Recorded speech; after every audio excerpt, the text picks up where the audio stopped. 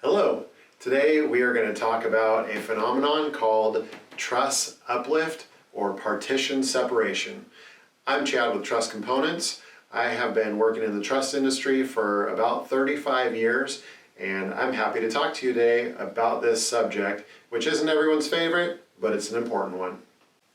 Let's start out by describing what truss uplift is.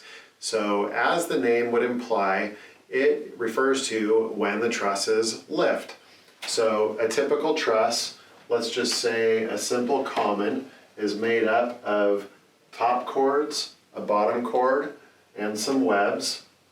And in the case of a truss that has a flat ceiling on it, the intention is that that bottom be flat and stay flat. But they don't always stay that way. And why is that? Well, the primary reason that we get what we call truss uplift is a function of moisture and the properties of wood. So what happens, you'll notice that you get truss uplift, and truss uplift typically shows up in the form of a crack on the ceiling, a crack near a wall typically. And what's happening is during the winter, the insulation that's on the bottom of the truss is keeping the bottom of the truss nice and warm and dry because it's over the heated space below. Well, our attic space typically isn't conditioned, and so that top chord of the truss is subject to the humidity in the ambient air. So when we think of lumber, it is a porous substance, and so it can absorb the moisture that is just in the air around it. We've all seen a waterlogged piece of wood that won't even float. Well, your trusses in your attic aren't ever going to become waterlogged like that, but just slight changes in the moisture content of that lumber will change their size. So oftentimes we think of a piece of lumber swelling, and let's say we have a piece of 2x4 right here. And if that piece of lumber is completely dry, it'll be 1.5 inches by 3.5 inches. Now, if that piece of lumber is very humid, very moist, it might swell up to 1 inch and 9/16, which is only a 1/16 of an inch swell in that direction, and maybe 3 5/8 in height. Well, that little bit of swelling isn't going to affect the shape of the truss, but what also happens is that piece of lumber is actually going to get very slightly longer as it gets moist. So let's say that that's a 10-foot piece of lumber. It's not going to extend at the same proportion as it will swell in the width and depth, but maybe over that 10-foot length, it would extend 1/8 of an inch. So just a very small amount. But when we talk about trusses, most of them are spans longer than 10 feet. Let's say we're talking about a 36-foot long truss. Well, that bottom chord is going to stay nice and dry, and it's going to stay at 36 feet long. But let's say that on each top chord of that truss, it's 20 feet from the outside to the center. Now, I know that 20 times 2 does not equal 36, but we're talking about the length of that top chord on the slope. So let's say that 20-foot long piece of lumber becomes 20 feet and 1/4 inch long. Where is it going to go? It's pinned with all the plates that hold the truss together at the end, and it's pinned with the plates that hold the truss together at the top. And so if that piece of lumber extends, the only way it has to go is up at the peak. And so that truss, literally from the ends of the truss to the center, will get a little bit taller when those top chords get a little bit longer. And the top chords specifically are extending because they are in the unconditioned attic space, and so they will become the same humidity as the outside air. So if that top cord extends and the peak goes up, well, with the webs that hold the truss together to provide its structural integrity, they're going to go up with it, which means that the bottom cord is going to go up with it. So if that truss gets 1/4 of an inch taller or 3/8 of an inch taller, it shows up as uplift in that bottom cord. So in a nutshell, that is what causes truss uplift and partition separation. Now the reason that we refer to it as partition separation is because as that truss lifts, walls that are near it or that it crosses are not going to rise with it. And so if we think of this is the top of our wall and this is where that bottom cord of that truss should be, when it lifts up, it's going to pull away from the sheetrock that's on the wall, and that's where we get those cracks, and that's why we refer to it as partition separation, because it will separate from those partitions. We talked a little bit about how the top cord of the truss will extend when the climate is more moist or the season is more moist and the bottom of the truss is kept warm because it's in the insulated area that's over the heated area below. But we didn't talk much about how the span impacts the potential for partition separation or how the pitch would impact that. So if we think about, let's say, a 24-foot truss that is a shallow pitch like a 412, well, when those top cords extend, there's only, let's say, 13 feet or 14 feet of top cord to get longer.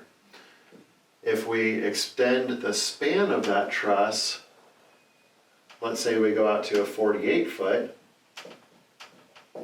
now we have much more top cord. We would have 26 or 28 feet of top cord to expand. So the longer that truss gets, the more top cord there is to expand and the more potential there is for uplift or partition separation. In the same way, if we have a steeper pitch, that also will have more top cord to extend. So for instance, a 12-12 pitch is going to have a much longer top cord for that 24-foot span than a 412 pitch will. So a longer span or a steeper pitch will cause a truss to be more prone to ceiling uplift or partition separation.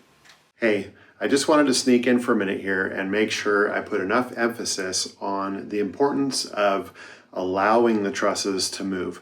So it is very tempting in the field to try to attach the trusses to the interior walls in a building, partially to hold the trusses in place, partially to hold the walls in place, but attaching the trusses to the walls, it's not going to stop that uplift. So what has a tendency to happen out in the field is where the truss crosses the wall, the framer may nail the truss to the wall or may put a clip on the wall that does not allow for the truss to slide. And what will happen is that truss, it will attempt to uplift, and two things can happen. One is that truss can literally lift the wall up off of the floor. The other thing that can happen is the bottom cord of the truss can get damaged because those fasteners are going to try and stay in the top of the wall, but that truss is going to move. And so just want to emphasize there are lots of great products out there that are designed to allow the truss to move up and down on the wall and not damage the truss and as long as this sheetrock is installed properly, it won't crack. So again, don't try to fasten the trusses to the wall in order to stop that uplift. It'll just cause more problems. So let's talk for a minute about whether truss uplift is a cosmetic issue or a structural issue. Well, the answer is, in most cases, it is simply a cosmetic issue. So, as we talked about earlier, the top of the wall will stay where it's at, and the bottom of the truss will lift up off of that wall. So the truss itself, that member, and this is a hugely exaggerated representation of that, but that piece of lumber is remaining intact. There's nothing wrong with it. When the attic space becomes less humid, that top cord is going to shrink back to its original size and it's going to settle down a bit.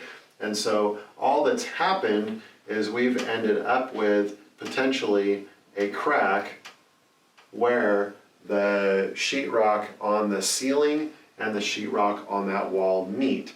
So knowing that eventually that bottom cord is going to settle back down, the recommendation is to use a flexible caulk in this area and paint over it.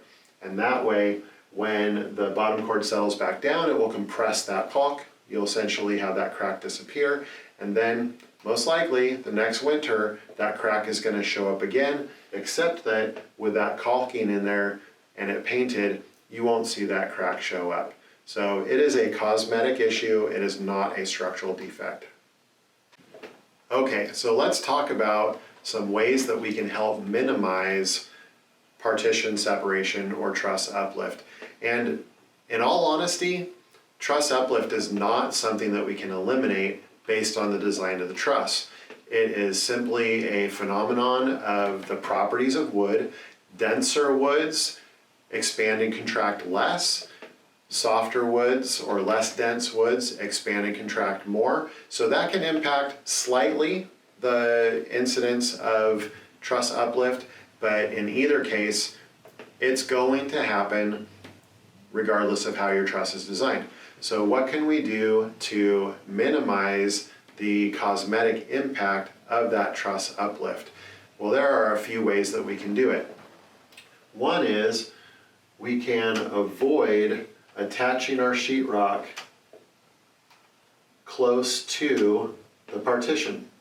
So this is the most common reason that we end up with a partition separation, is that the sheetrock installation will have screws or nails very close to that interior partition. And the way I've drawn this is the sheetrock here, here's our sheetrock here, and so the screw holding that sheetrock on, if it is right next to that partition, then it's going to cause that sheetrock to rise with the truss. Sometimes the sheetrock is screwed into the bottom of the truss. Other times there may be a block put in between the trusses that's attached to the trusses. Either way, that sheetrock is going to go where that truss goes. So there are products out in the market to help reduce this. One of them is a sheetrock clip, and that is a little U-shaped piece that can go on top of the wall. It attaches to the top of the wall, and it will hold that sheetrock in place. And so if the sheetrock clip is used, and then the first fastener in the bottom of the truss is 12 to 18 inches away from the wall, then the sheetrock can actually flex in that corner, which will help eliminate the propensity for a crack to show up there. If sheetrock clips aren't being used, another option is to put a block of wood, such as a 2x6 over a 2x4, over a 2x4 wall, put a 2x6 block. The block would be fastened to the wall, not to the truss, and then that sheetrock in the corner can be fastened to that block. But then again, we'll put our first fastener in the truss 12 to 18 inches away from that wall, and that way that truss can move up and down and the sheetrock can flex in that corner, which eliminates the crack in that at that position. Sometimes I've heard of instances where around the tops of cabinets, for instance, there will be the sheetrock lifted up off of those cabinets. A good way to manage that is to attach crown molding to the undersides of the trusses, but not to the face of the cabinets, and that way as the trusses move up and down, that molding will move with it. So for instance, if this was the edge of the cabinet attached back here to the wall, and here's our truss, we would put some molding on and attach it to the truss, and the depth of the molding can cover the space between the cabinet and the ceiling as that ceiling moves up and down, and that molding can go along the face of the cabinet there as well. So those are a couple of options to help eliminate the possibility of visible truss uplift and cracking in the ceiling. Another thing that can help out is to make sure that your attic is well ventilated, and there are many ways to do this. Vented blocking, roofing products that allow ventilation, ridge venting, gable end vents, the list goes on, including powered attic fans. But the important thing here is that with good ventilation in the attic, it is less likely that that attic will collect humidity from the living space below and cause more expansion of those truss materials up at the top than just the ambient humidity in the air would. Well, thank you for watching this video today. I enjoyed creating it for you, and hopefully it helps you understand what those cracks in your ceiling are caused by, how to help avoid them in some cases, and also if you do have them, how to best make them disappear, so to speak. If you like this video, some others that you might like are everything that you need to know about roof trusses, roof truss anatomy, and then below in the description, you can find a link to get a quote. We look forward to hearing from you.